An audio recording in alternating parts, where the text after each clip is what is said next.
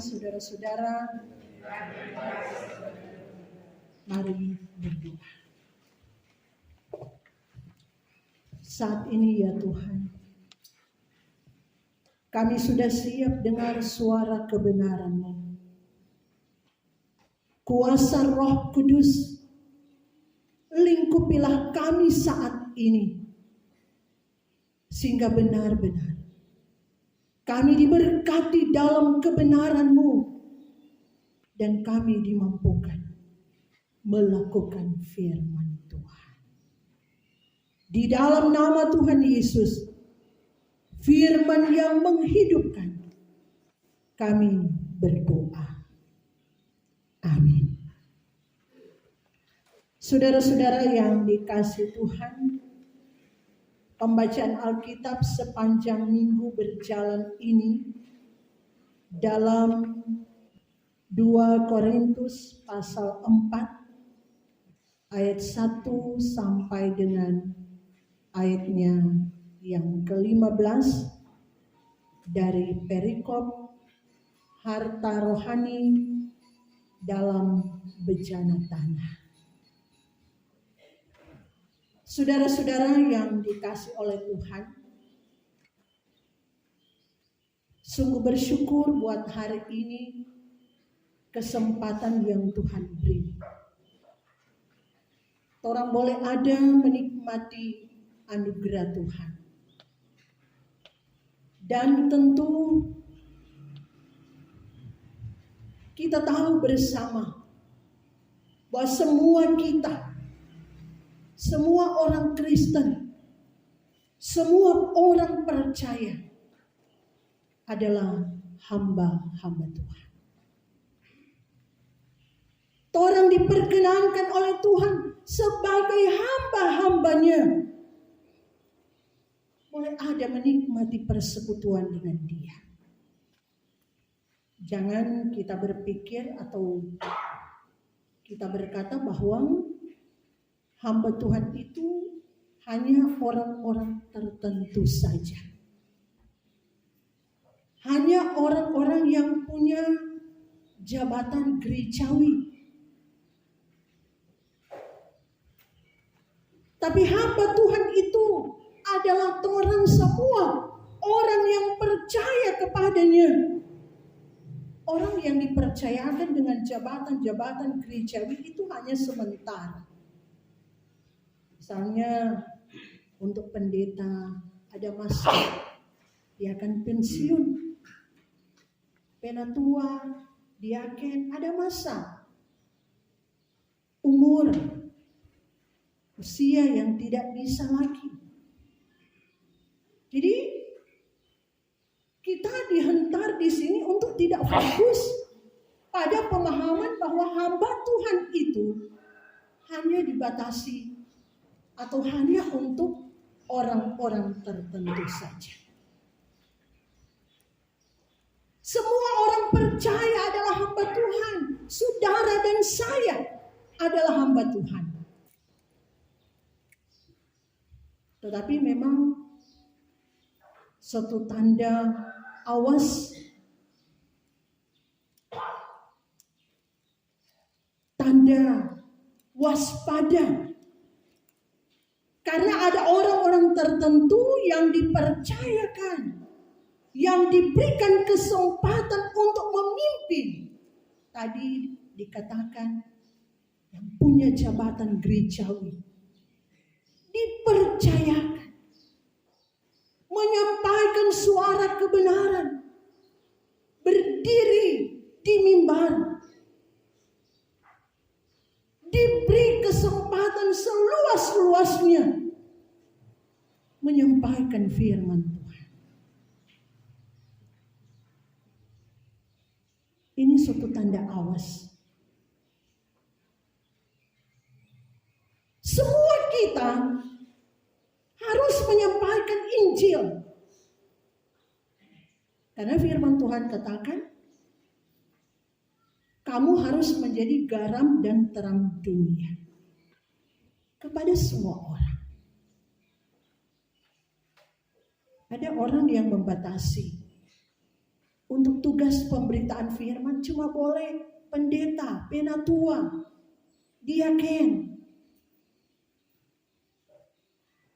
Ada yang membatasi. Jemaat Tuhan, orang Kristen, orang percaya, bahkan untuk di Gemim sudah di jemaat, tapi dibatasi untuk tidak menyampaikan firman. Ini tanda bahaya. Saudara-saudara yang dikasihi Tuhan, kita dipanggil untuk menjadi garam dan terang dunia kepada semua orang. Dan ini bukan dibatasi saja sekedar di atas mimbar. Masalahnya kalau kita perhatikan, justru banyak orang tuh kadangkala ada yang suka berdiri di atas mimbar hanya karena tuntutan profesinya sebagai pendeta. Hanya karena batu loncatan saja. Hanya untuk popularitas saja. Mendongkrak nama. Untuk jabatan-jabatan tertentu. Apalagi jabatan politik. Kita perhatikan di ayat 1. Ayat 1 dan ayat 7. Oleh kemurahan Allah, kami telah menerima pelayanan ini. Karena itu kami tidak tawar hati. Di ayat 7, tetapi harta ini kami punyai dalam bencana tanah liat, supaya nyata bahwa kekuatan yang melimpah-limpah itu berasal dari Allah, bukan dari kami. Oleh kemurahan Allah, kami telah menerima pelayanan ini. Maksudnya apa, saudara-saudara? Tadi sudah dikatakan bahwa hamba Tuhan itu adalah semua orang percaya. Semua orang percaya. Walaupun memang ada yang dipercayakan, orang-orang tertentu dipercayakan secara khusus yang orang kenal sebagai pelayan khusus. Diaken, penatua, pendeta, guru agama. Itu jabatan-jabatan gerejawi. Kalau kita lihat di bagian bacaan ini, mau menyampaikan kepada kita bahwa semua orang percaya harus menerima pelayanan. Dan pelayanan ini punya hubungan dengan pelayanan keimaman. Kalau dalam perjanjian lama, seperti imam-imam yang melayani di bait Allah. Dan yang utama sekali, ayat 5 katakan, yang utama sekali, sebab bukan diri kami yang kami beritakan, tetapi Yesus Kristus sebagai Tuhan, dan diri kami sebagai hamba-Mu karena kehendak Yesus. Bukan diri kami, tapi Yesus Kristus. Fokusnya adalah Tuhan Yesus. Tuhan Yesus adalah satu-satunya sumber keselamatan. Pelayanan ini, orang jangan fokus pada Pelsus. Pelayanan pada diri sendiri. Jangan kita memandang Tuhan. Dan pelayanan ini dipercayakan oleh karena kemurahan Tuhan. Oleh karena kemurahan Tuhan Allah. Kesempatan yang Tuhan beri. Kesempatan yang Tuhan anugerahkan. kemurahan Allah, kami telah menerima pelayanan ini. Menerima pelayanan, kebenaran, keselamatan dari Tuhan Yesus. Itu yang kami terima. Karena itu kita semua harus melayani Tuhan. Kita terima pelayanan ini oleh kemurahan Tuhan. Ini pemberian Tuhan secara cuma-cuma. Karena kalau kita tidak menerima pelayanan ini, pasti hidup kita rusak. Siapapun dia, pendeta, guru agama, penatua, diaken. Kalau orang tidak terima pelayanan oleh kemurahan Allah, pasti rusak. Karena seperti yang dikatakan tadi, sudah diwarnai dengan kepentingan. Kalau orang tidak terima. Nah, saudara-saudara, jangan hanya karena kepentingan pribadi. Cari untung, cari nama dan sebagainya. Kita mau melayani Tuhan. Kita perhatikan bagaimana Paulus menerima pelayanan ini. Sekali lagi dia katakan oleh kemurahan. Karena itu dia katakan, kami tidak tawar hati. Karena menyadari sungguh pelayanan ini hanya karena kemurahan Tuhan. Dia tidak tawar hati. Artinya tidak menjadi lemah. Tidak menjadi mundur sejengkal pun dengan situasi apapun yang dihadapi. Tetap memiliki semangat. Tidak mundur, tidak murtad. Karena banyak orang, jangankan jemaat, pendeta, guru agama, penatua, diaken, banyak. Paulus katakan, jangan tawar hati. Tidak tawar hati.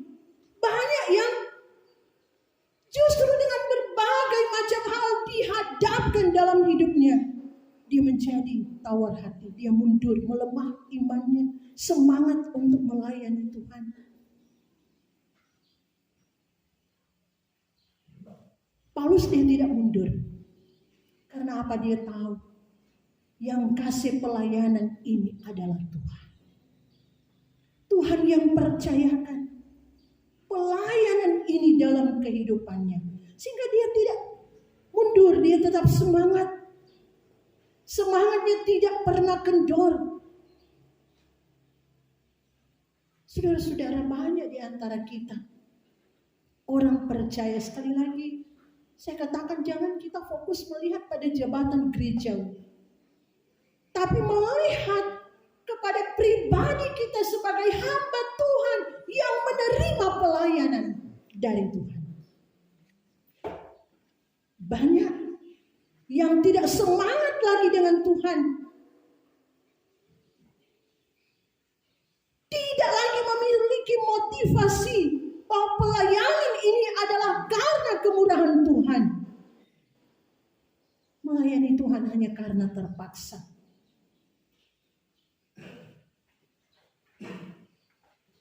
Pikir-pikir dulu.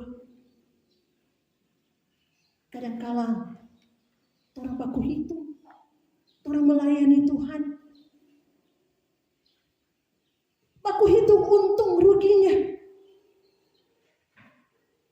Melayani Tuhan tidak dari hati yang tulus, yang menyadari bahwa kemurahan Tuhan dinyatakan dalam hidup kita. Apa untungnya orang melayani Tuhan? Itu yang sering kali ada dalam pola pikir kita. Dan ingat, itu sangat jahat. Apalagi ketika Tuhan percayakan orang yang punya jabatan-jabatan gereja. Tapi kalau kok malas, datang lagi ibadah cuma begini orang. Semangat. melemah dalam melayani Tuhan. Tapi saudara-saudara, kita diingatkan, seburuk apapun kita hadapi dalam pelayanan, kalau kita menyadari pelayanan adalah karena kemurahan Tuhan, maka orang akan diberi kemampuan, diberi semangat, ada sukacita. Mungkin bagi orang lebih baik melayani Tuhan dengan 2-3 orang saja, tapi sungguh-sungguh memberi hidup untuk Tuhan. Tapi mungkin dengan melayani orang yang begitu banyak, satupun yang tidak ada yang punya semangat untuk mengasihi Tuhan. Saudara-saudara yang dikasihi Tuhan, ayat 7 bagian bacaan kita tadi, tetapi harta ini kami punya dalam bejana tanah liat, supaya nyata bahwa kekuatan yang melimpah-limpah itu berasal dari Allah, bukan dari diri kami. Paulus mengatakan bahwa karunia melayani ini adalah suatu harta yang besar. Harta, milik kekayaan yang luar biasa. Harta rohani yang tak terkatakan. Dan Paulus membandingkan harta kekayaan rohani ini memang tidak kelihatan.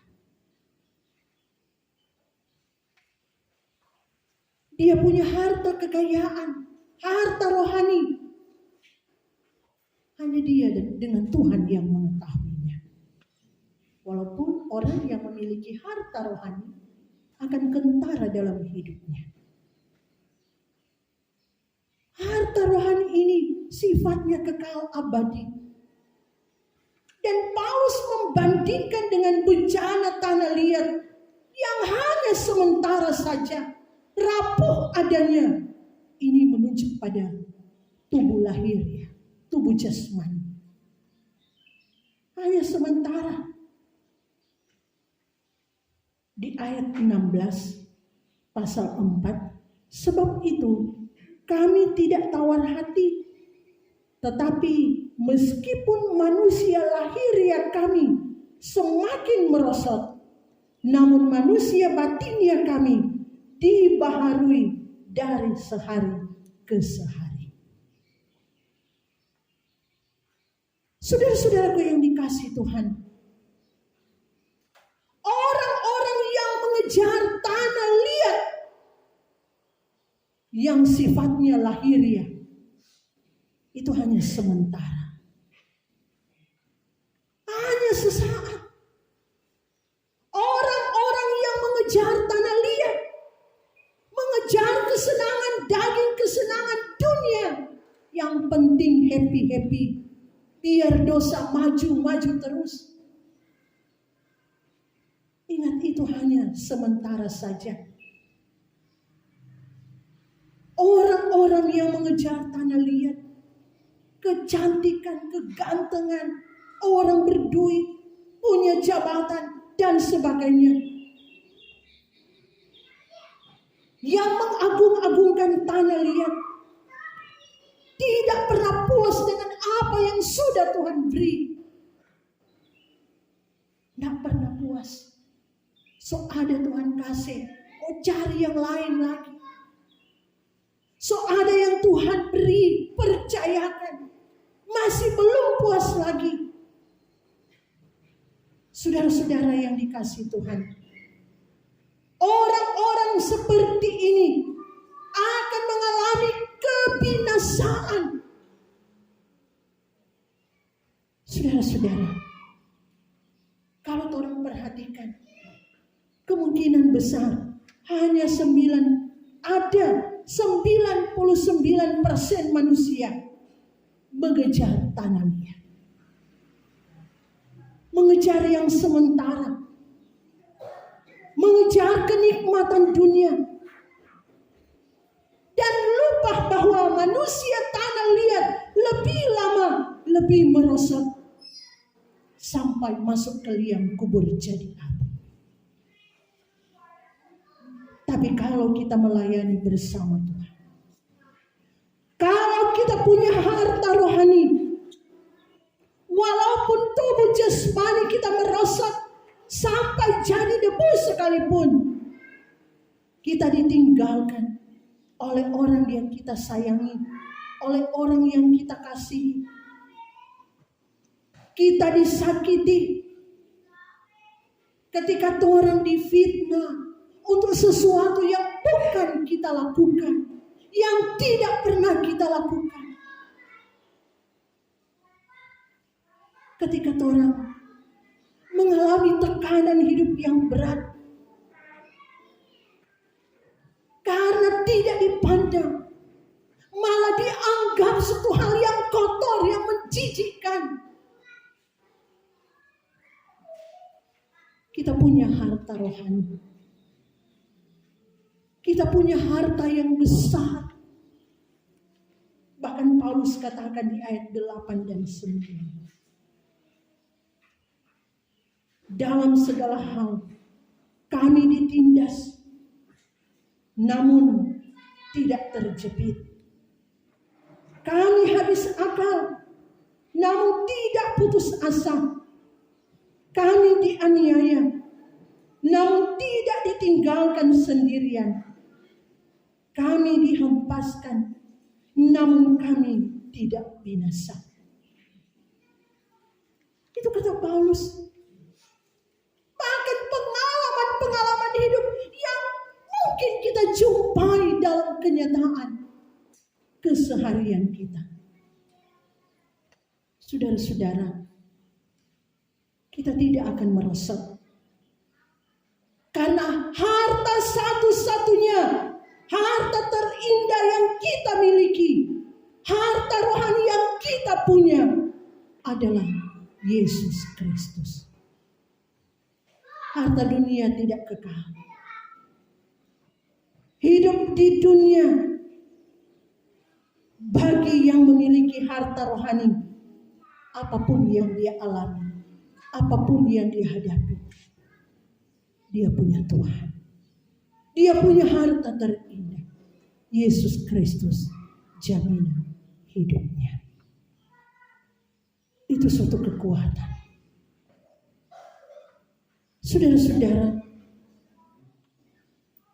Yesus Kristus harta rohani kita, satu-satunya yang tidak akan hilang.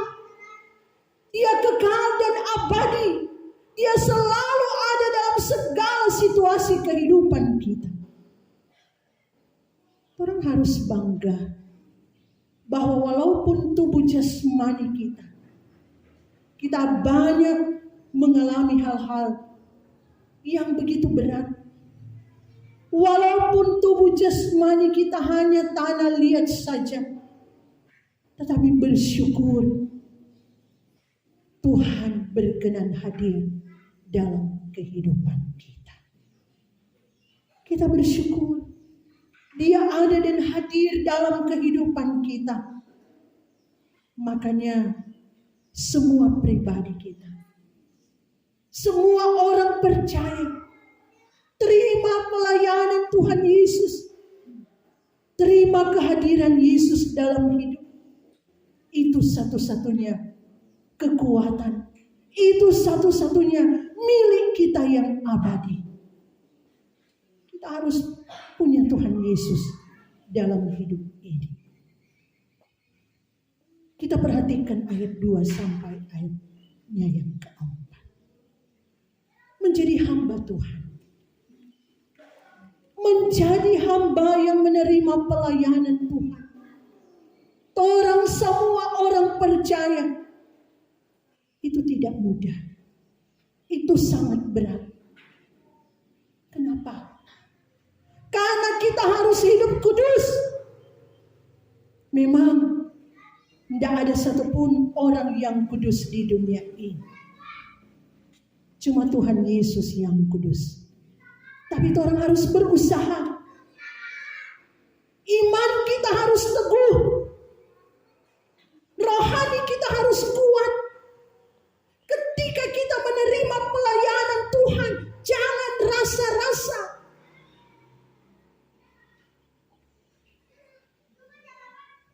harus terima dari hati yang tulus. Kalau kita terima pelayanan hanya untuk atau punya motivasi hanya untuk uang, hanya untuk ketenaran, itu akan rusak. Yang penting kita pelayan, yang penting kita punya jabatan gereja. Tapi kita punya tujuan yang salah, itu akan rusak. Melayani Tuhan harus total. Harus seluruh hidup dijadikan persembahan untuk Tuhan. Benar-benar berupaya hidup kudus. Tinggalkan segala bentuk kejahatan. Tinggalkan segala bentuk dosa. Sama seperti ungkapan Paulus yang sering kali orang nyanyikan. Adapun hidupku ini bukannya aku lagi, melainkan Kristus yang hidup di dalam aku. Tetapi hidup yang sekarang aku hidup di dalam tubuh ini. Aku hidup di dalam iman kepada Anak Allah yang mengasihi aku dan yang menyerahkan dirinya karena aku. Ungkapan firman Tuhan yang dikatakan oleh Paulus. Hidupku ini bukannya aku lagi, karena ada Kristus di dalam tubuh kita. Kristus tinggal dan berkuasa atas hidupku. Karena itu orang harus kokoh, orang harus kuat. Memang orang masih hidup di dunia, kadang-kala orang jadi alasan itu. Orang masih hidup di dunia. Dan ketika orang hidup di dunia, ada begitu banyak tawaran-tawaran, begitu banyak godaan-godaan dosa, godaan kuasa jahat iblis, kedagingan hawa nafsu besar menguasai, menggoda, menggiur setiap orang-orang yang mengaku percaya Yesus. Yang pada akhirnya kalau tidak kuat pasti jatuh. Pasti jatuh. Banyak hamba-hamba Tuhan, banyak orang bilang pendeta besar, banyak gembala-gembala besar jatuh. Pena tua diaken. Karena apa? Karena kesenangan duniawi begitu kuat menggoda. Kesenangan daging begitu kuat menggoda. Hawa nafsu, seksual, uang, kedudukan, jabatan membuat banyak orang melupakan pelayanan yang Tuhan berikan sebagai karunia dalam kehidupannya. Makanya saudara-saudara, firman Tuhan dalam 1 Korintus pasalnya yang ke-10, 1 Korintus pasal 10 berkata begini, ayat 12. Sebab itu, siapa yang menyangka bahwa ia teguh berdiri, hati-hatilah supaya ia jangan jatuh. Hati-hati supaya ia jangan jatuh. Siapapun dia. Nah, saudara-saudaraku yang dikasih oleh Tuhan, kita harus berani katakan tegas tidak untuk dosa. Jangan main-main dengan dosa. Kita harus tegas. Kita harus berkata, kita menolak segala bentuk dosa. Menolak tawaran-tawaran kesenangan dunia. menolak tawaran-tawaran, kesenangan duniawi, kedagingan, hawa nafsu. Ada orang bilang, kita kok bikin dosa orang tidak lihat. Kita kok bikin ini dan itu, orangnya tidak lihat. Tuhan, mata Tuhan tertuju ke semua tempat. Tidak ada yang tersembunyi di dalam Tuhan.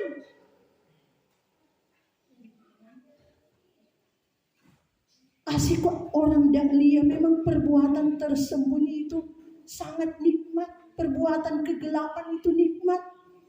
Amsal 9 ayat 17 katakan, air curian manis dan roti yang dimakan dengan sembunyi-sembunyi lezat rasanya. Saudara-saudara, orang yang senang dengan perbuatan-perbuatan kegelapan, tidak ada rasa takut lagi. Tidak ada rasa takut akan hukuman Tuhan, neraka yang abadi. Karena tergiur, terbawa dengan kenikmatan dunia yang hanya sementara. Terbawa dengan perbuatan kegelapan. Dan ingat, itu suatu bencana yang luar biasa. Orang yang melakukan perbuatan-perbuatan kegelapan, terasa nikmat ketika mereka melakukan itu. Makanya ada istilah yang orang kenal sekali, ada hugel, ada simpanan. Orang tuh kenal itu. Itu tindakan yang menjijikkan, sangat menjijikkan di hadapan Tuhan. Tindakan yang terkutuk. Karena itu bagi kita diingatkan, pegang karunia pelayanan yang Tuhan sudah berikan bagi semua hamba Tuhan, orang percaya kepadanya. Bahkan bagi anak-anak muda diingatkan, kalau orang pacaran jangan bawa sembunyi pak orang tua, bawa di rumah, pergi di rumah. Karena sembunyi itu bahaya, pasti akan binasa, tidak punya masa depan yang baik, yang indah. Kalau sekolah, semua putus sekolah. Karena itu janganlah sampai orang terjebak pada hal-hal yang gelap, yang kotor, yang menjijikkan di hadapan Tuhan. Sebab saudara-saudara, ayat 6 katakan, sebab Allah yang telah berfirman, dari dalam gelap akan terbit terang.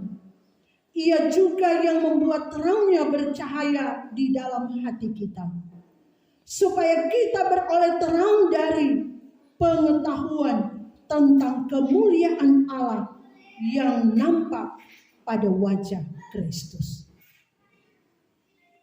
Dalam kehidupan kita hamba-hamba Tuhan, orang percaya kepada Tuhan Yesus, orang Kristen sejati, kita sudah ada cahaya Yesus. Kita sudah keluar dari kegelapan. Karena itu tinggalkan gelap.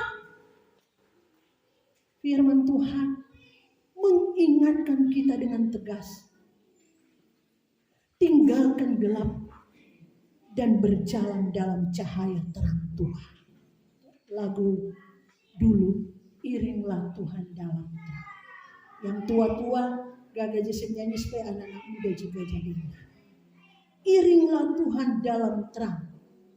Iringlah Tuhan dalam terang, keluar dari gelap, dan ingat apa wajibmu, dan turunlah tetap berjalan di terang, berjalan di terang, berjalan di terang,